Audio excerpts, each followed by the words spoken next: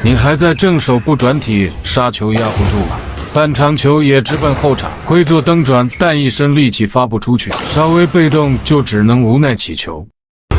而別人的半場殺球定地板，每一拍下壓角度都剛剛好，向前衝着打也不會下網。到底是哪裡出了問題呢？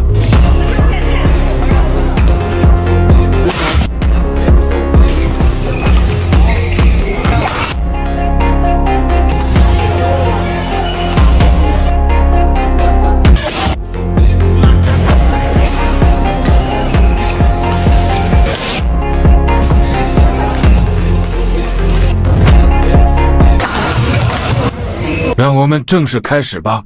回憶一下我們最熟悉的高遠球1、2、3、4。還記得教練強調在3時手指手腕要繃緊發力嗎？還記得教練說過握緊時食指跟前壓球拍，大拇指會把球拍制動在擊球點，所以球拍會抖動嗎？還記得剛接觸羽毛球時喜歡只用手指手腕發力嗎？我們先來看這位家長殺球，水平挺高的，而且他的發力很好，但之前不會運用蹬轉，最近剛掌握蹬轉發力，可以看到他打的球很平，直奔他兒子腦門。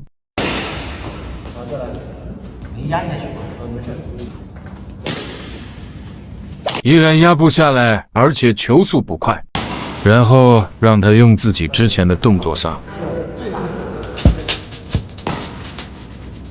可以看到，他雖然沒轉體，但球速和下壓角度都提高了很多。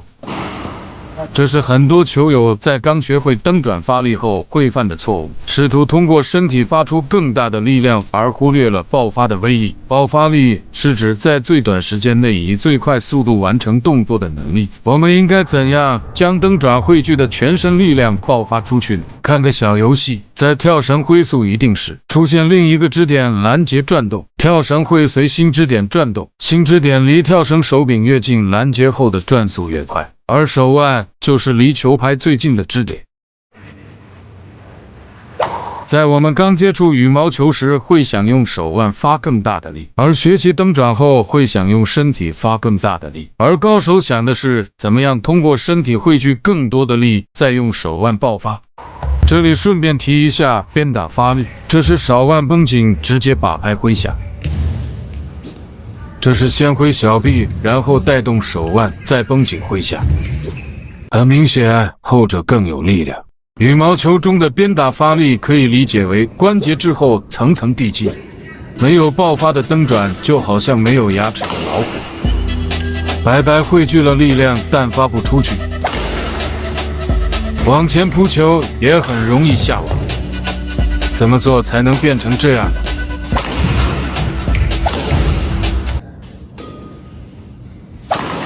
這是依靠蹬轉揮拍殺球，控制不好角度且發力分散，一寸長一寸強，所以要蹬轉運用身體的力量才能發力充分，一寸短一寸險，所以要將力匯聚在手指手腕，用最大力爆發出最快揮速。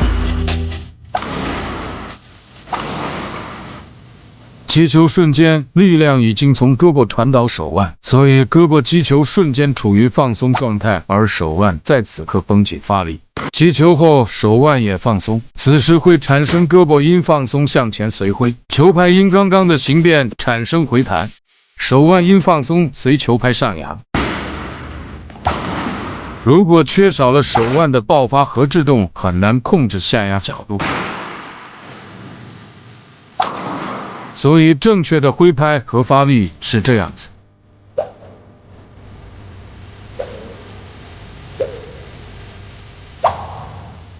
就算是被動情況下，依然可以將力量通過蹬轉匯聚於手腕，通過手腕的繃緊放鬆，調整合適的下壓角度完成殺球。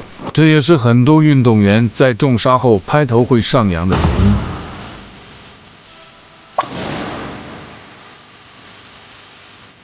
理解了這期視頻，屬於你的章魚殺指日可待。1+3連。